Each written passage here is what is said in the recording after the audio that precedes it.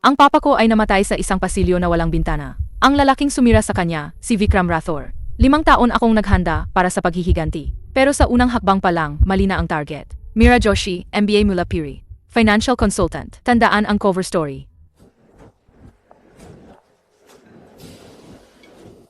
Ikaw siguro si Arjun. Matagal ko nang gustong makilala ka. Arjun, yan ang pangalan ko. Pero sa tingin ko, ibang Arjun po yung hanap nyo, ma'am. Isang Che. Hindi ikaw si Arjun Rathu. Hindi ko naman sinabing ako. Pero masarap ang chai. Pinakamasarap sa Mumbai, promise. 5 taon nung pagpaplano. Unang gabi, nakipag-usap sa K-boy. Elok siya. Walang lalabas ng gusali. Hindi pwedeng dito matapos ang 5 taon ng paghahanda. Hindi ganito. Pakiusap. Ang mga mata niya, parang kilala niya ako. Tulungan mo akong magpanggap na kilala mo ako, pakiusap. Maggiwala ka lang sa akin ng 60 segundo. Ayos lang ba ang lahat? Mga kaibigan ko, hinahanap lang ako ng asawa ko. Asawa mo. Civil wedding lang kami noong nakaraang linggo. Mahiyain siya. Huwag kang mag-alala. Ngumiti ka, pinapanood nila tayo. Wala na akong ibang pagpipilian. Sir, walang marriage certificate sa system. Siyempre wala, 3 araw pa lang. Mga opisina ng gobyerno, alam mo naman. Ako ang supliyan ng chai para sa event ngayong gabi. Bagong dating lang ang asawa ko galing labas na Mumbai. Pinoproseso pa ang mga papeles niya. CJ. Pero kailangan niyang magpakita ng valid gi sa loob ng 48 oras. Salamat, officer. Libre ko kayo ng chai minsan.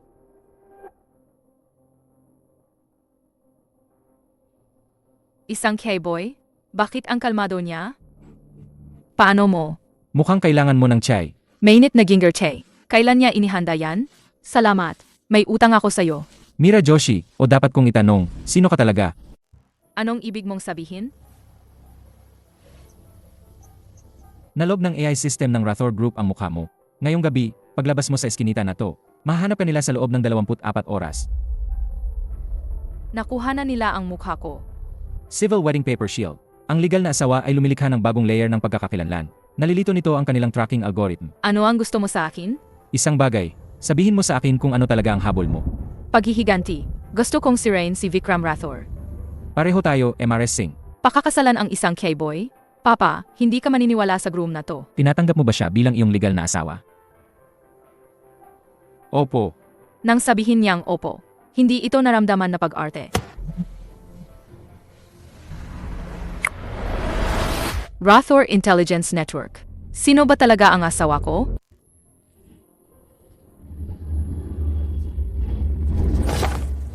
Luma na yan. Nakakatulong ang naichi sa mga multo. Nawalan din ng lahat ang pamilya ko. Mag-isa lang namatay ang papa ko. Engineer ang papa ko sa Atwal. Matapat na tao. Ikinulong nila dahil tumanggi siyang magsinungaling. Doon siya namatay 3 taon na ang nakakaraan. 2 pamilyang sinira ng isang tao. Nagkataon lang ba o tadhana? Bakit pakiramdam ko, mas marami kang alam kaysa sa sinasabi mo? Kasi ganoon din ang pakiramdam mo sa sarili mo. ₱100,000 na computer. Sa ilalim ng kutso ng isang K-boy. Ang unang tasa para sa'yo palagi. Sa alang yan. Huwag mong bigyan ng ibang kahulugan. Talagang alam mo ang mga numero mo, MS Justice. Ang mga numero ay nagsasabi ng kwento. Kailangan mo lang makinig. Nga pala, kung naghahanap ka ng pangmatagalang kontrata sa Rathore, huwag ka nang mag-abala. Sinisira nila ang lahat ng kontratang mas matanda sa 5 taon. Naglilinis ng bahay. Mga kontratang mahigit 5 taon. Sinisira, ebidensya ni Papa. Itong lalaking to, tuwing Huwebes ng hapon, GYM, computer, hindi nakalo. Paano mo naman nalaman yan? Nag-deliver ako ng chai sa gusaling, yan tuwing Huwebes. Nagkukwento ang mga tao habang nagsasaling ka. Hindi dapat alam yan ng isang K-boy.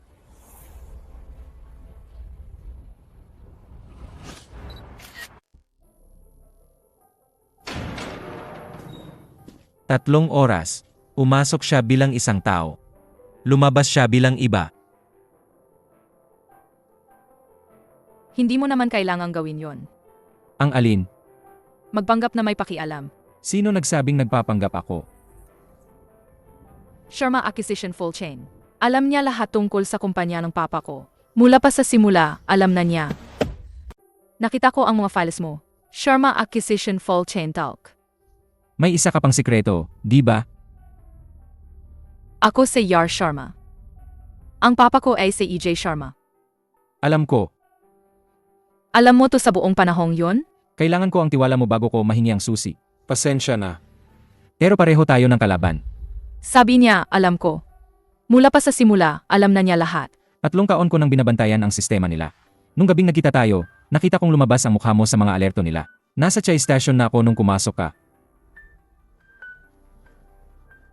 Kaya ako isang lead lang para sa'yo? Ikaw lang ang tanging tao sa loob ng 5 taon na may pagkakataong pabagsakin siya. At ang susi na iniwan ng papa mo, kailangan ko yon. Ang physical backup ng money trail. Nasa akin ang digital evidence. Nasa iyo ang paper trail. Hindi gagana ang isa kung wala ang isa. Artness. Partners, pero ako ang mamumuno. Kaso ito ng papa ko. Wala na akong ibang gugustuhin pa. Arjun Rathu. Ikaw at ang pamilya Rathor. Ano ba talaga ang koneksyon? 17 kumpanya, parehong kaktika sa bawat pagkakataon.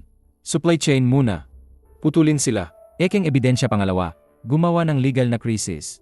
Akusasyon huli, bilhin sa murang halaga. Ang kumpanya ng papa mo ang pang-11. Ako ang pang-17, anak. Hindi na lang ito tungkol sa papa ko. Isa-isang pagsubok, mahal. Makukuha natin sila. Tinawag niya ang tunay kong pangalan.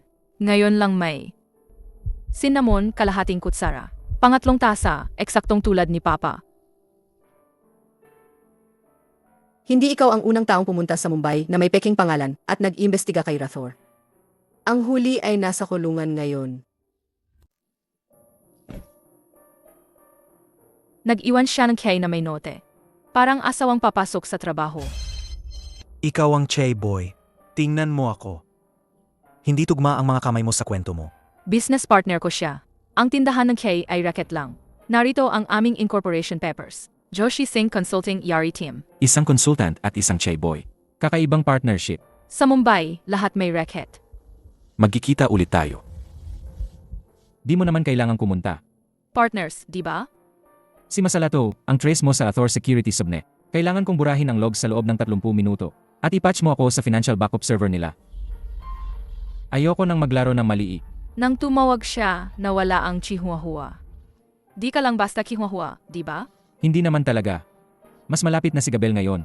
Mula buwan, naging linggo na lang. Kailangan ko ang susi ng sefe ng papa mo ngayon. Kung ibibigay ko sa'yo ang susi, sasabihin mo ba sa akin ang buong katotohanan mo?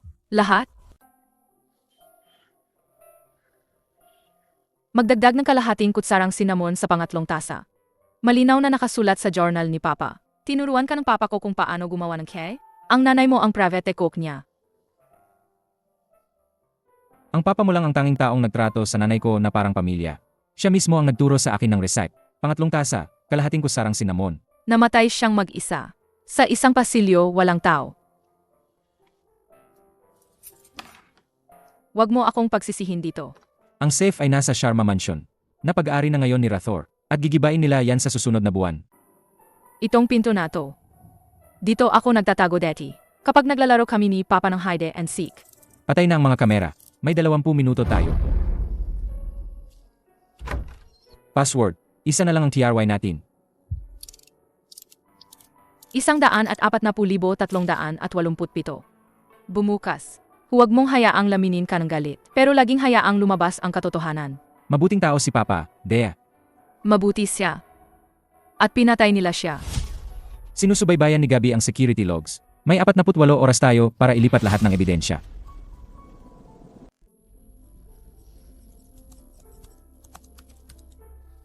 Ang mga bakas ng offshore account. Ang mga bakas ng offshore account ay direktang kay Vikram. Money laundering sa iba't ibang bansa. Mapapatunayan mo ba yan? Kailangan ko ang encryption key mula sa private computer niya. Nagbabago yan kada 72 oras. Isang pagkakataon lang ako. Ang kay na to. Ganito mismo ginawa ni Papa. Magaling siyang magturo. Hinahanap ka ng anak ni Vikram. Hindi niya alam na anak ka rin niya.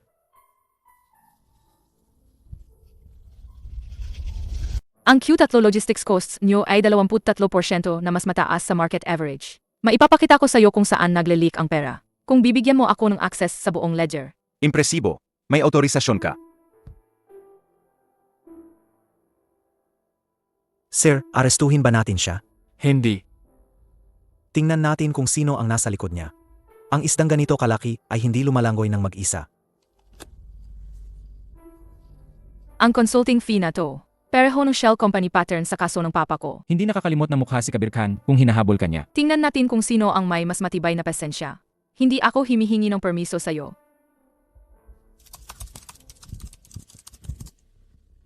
Galing ito sa loob ng Rathor Group private network ng pamilya.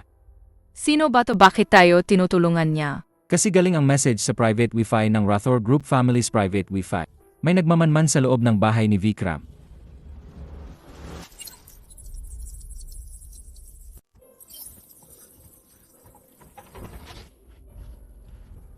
Nahuli niya isa sa mga inodes ko.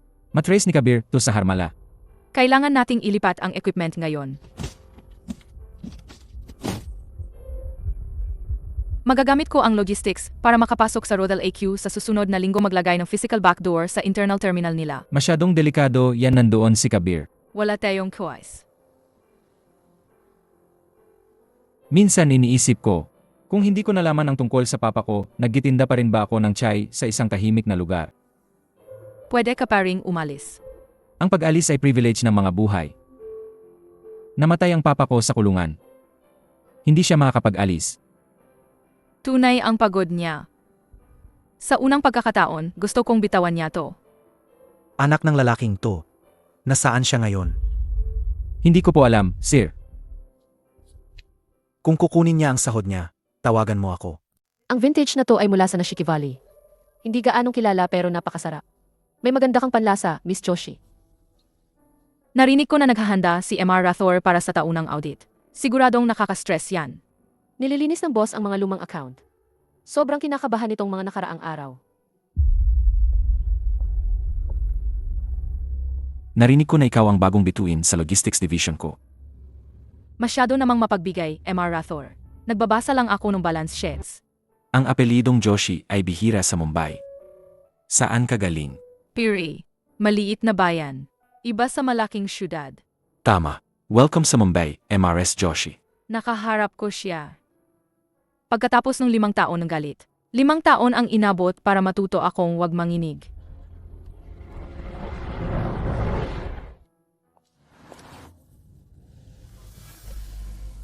MRS Joshi, may oras ka bang mag-usap? So, Puri, sang bahagi? Polygon Park, tahimik na lugar. Edukasyon. Puri University MBA. At bakit ka pumunta sa Mumbai? Mas magandang oportunidad. Sa tingin mo ba, kamukha mo ang taong to? May 1.4 bilyong tao sa India. Hindi bihira ang doppelganger. Siguro, pero hindi ako naniniwala sa mga nagkataon lang. MRS Joshi, kung gusto mong mag-usap, lagi akong available. Pinakita niya sa akin ang isang litrato. 5 taon na ang nakalipas bago ang operasyon. Masyado nang malapit si Kabir. Wala na tayong oras.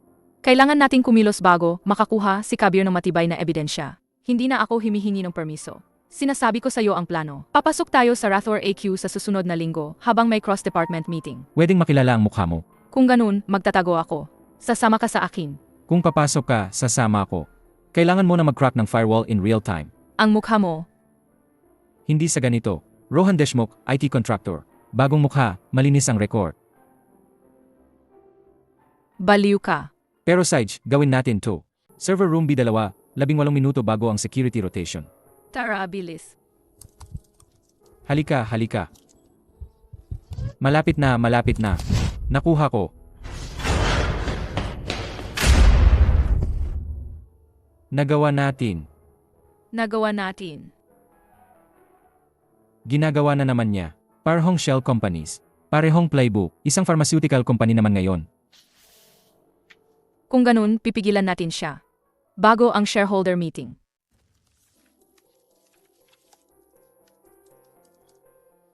Ang encryption key sa private computer ni Vikram.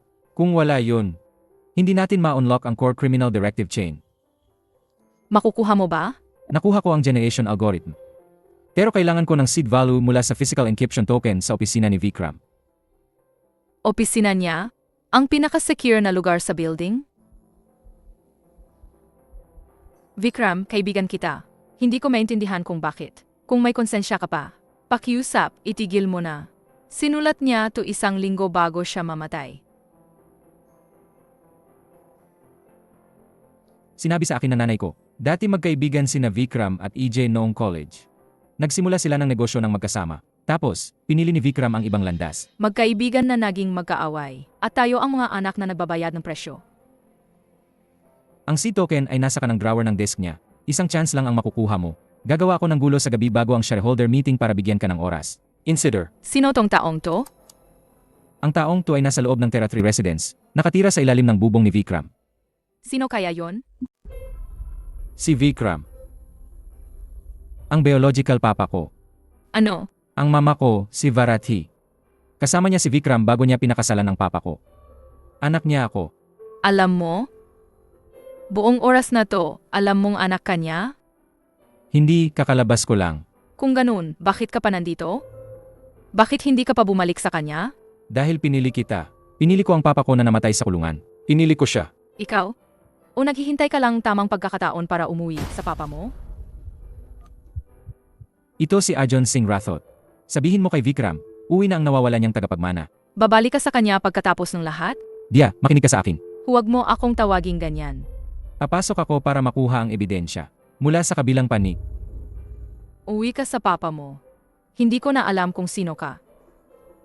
Nang ideal ko ang numerong yan. Ang Arjun na kilala ko ay naglaho. Nagbalik ang aking anak.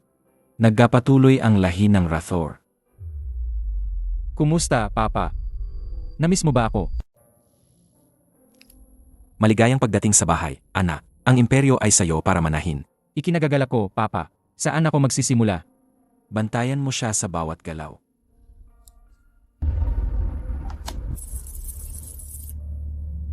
Hindi niya ako pinagtaksilan. Mas lumalim pa siya. Ang papa mo, si Vikram, taon-taon, ang gabi bago ang shareholder meeting, nananatili siya sa opisina niya mag-isa hanggang madaling araw. Nagre-review ng mga dokumento. Security. Siya mismo ang naglilinis. Ayaw niyang may makakita sa ginawa niya nung gabing yon. Iyan ang pagkakataon mo. Salama. Gusto kong maintindihan ang ating infrastruktura. Para sa kinabukasan, alam mo na. Siyempre, sir. Buong access. Magpatakbo ng buong background check kay Arjun Singh Rathu. Huling 3 taon, bawat alias. Lahat kayo ay sinira ng isang tao. Sa parehong paraan. Supply chain ang unang pinutol, pekeng ebidensya ang pangalawa, pagkuha. Huli sa loob ng 3 araw. Ang shareholder meeting, iyan ang pagkakataon.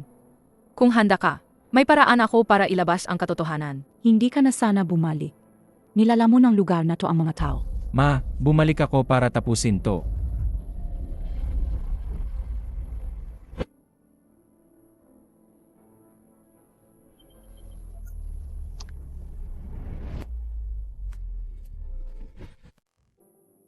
Apa, may kailangan akong sabihin sa'yo.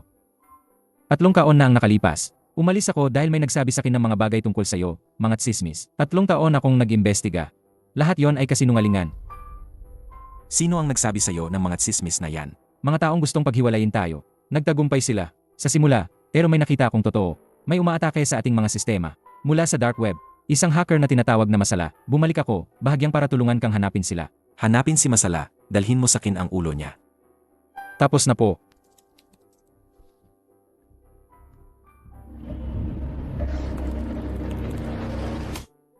Kaber, hanapin mo ang pinagmulan ng sulat na yan ngayon din.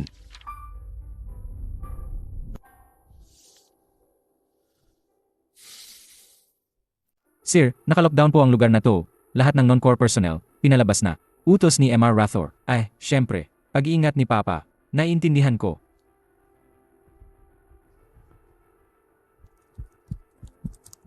Bank verification server. Kailangan ko ng 3 minuto nang hindi nagpiping ang IS nila. May 240 ka. Bilisan mo. 90 segundo. Nagigising na sila. Halika na, halika na. Nakuha ko. Partial key extraction. Successful. Ito ang direct acquisition order para sa Sharma Group. Digital signature ni Vikram. Nandito, sinusunog niya lahat. Pagkatapos ng meeting, isang pribadong warehouse, lahat ng physical evidence, sinira. Sa parehong gabi ng Sa gabi ng meeting, mayroon tayong isang pagkakataon. isang tira. Sa araw ng meeting, Hindi tayo bibigo. Bukas na ang araw. Hindi ko pinipilit ang sinuman. Pero kung handa kang tumayo, ang testimonya mo ay sasama sa ebidensya namin. 5 taon. Akala ko mamamatay ako bago ko makita ang araw na to. Hindi ka mamamatay. Magte-testify ka. At babagsak siya.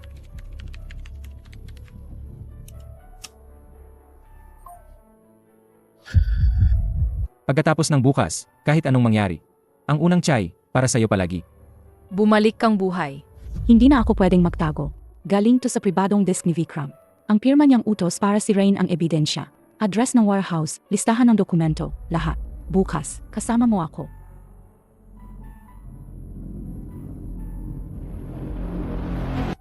Doon na matatapos ang lahat. Papa, ngayon na ang araw.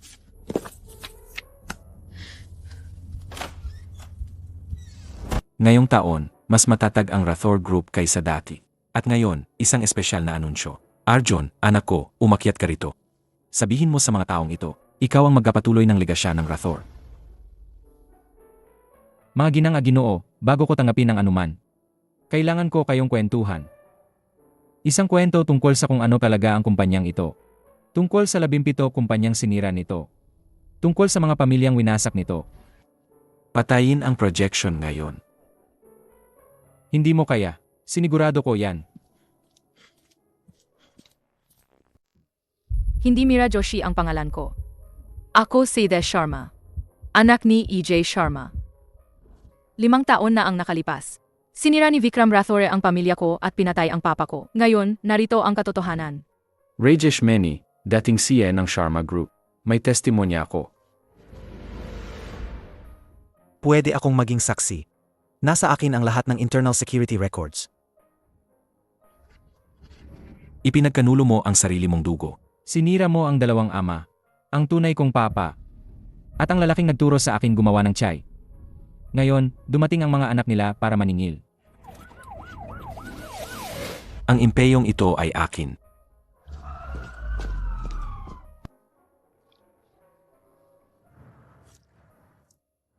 May sinamon ang pangatlong kasa, hindi yan kasama.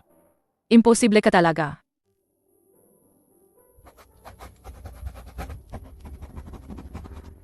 Buong pagsusuri ng bawat desisyon sa negosyo sa nakaraang 10 taon, walang pwedeng itago. 17 kumpanya, bawat isa ay makakakuha ng restitution package. At isang public business justice fund. Legal aid para sa bawat may-ari ng maliit na negosyo. Hindi kailanman dinurog ni Vikram.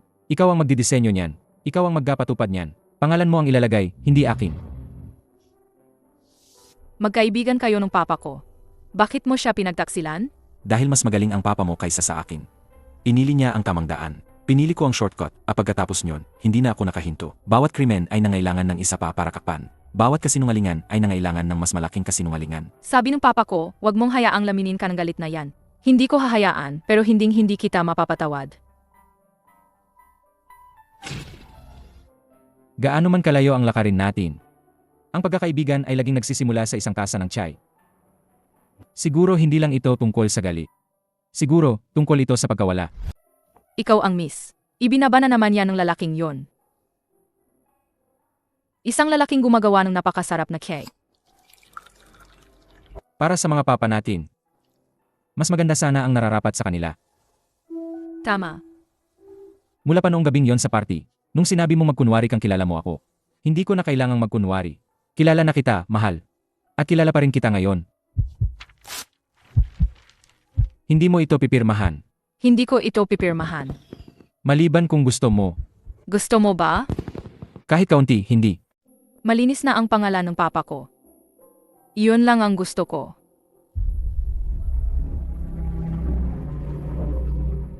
Noong gabing yon, bakit mo talaga ako tinulungan? Hindi mo ako kilala. O akala ko hindi mo ako kilala. Sabi ng nanay ko, ang anak ni Tito Vijay ay kasing tigas ng ulo niya.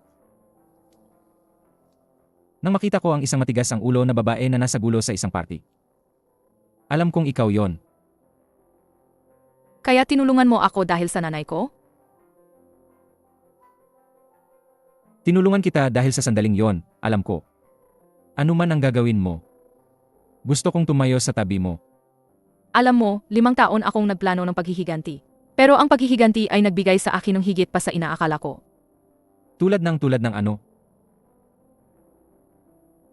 Tulad ng isang asawa na gumagawa ng napakasarap na key. Sa Mumbai, sabi nila, bawat kwento ay nagtatapos sa isang tasa ng key. Bawat kwento ay nagsisimula sa isang tasa ng key. Ang sa atin ay nagsimula sa maling isa.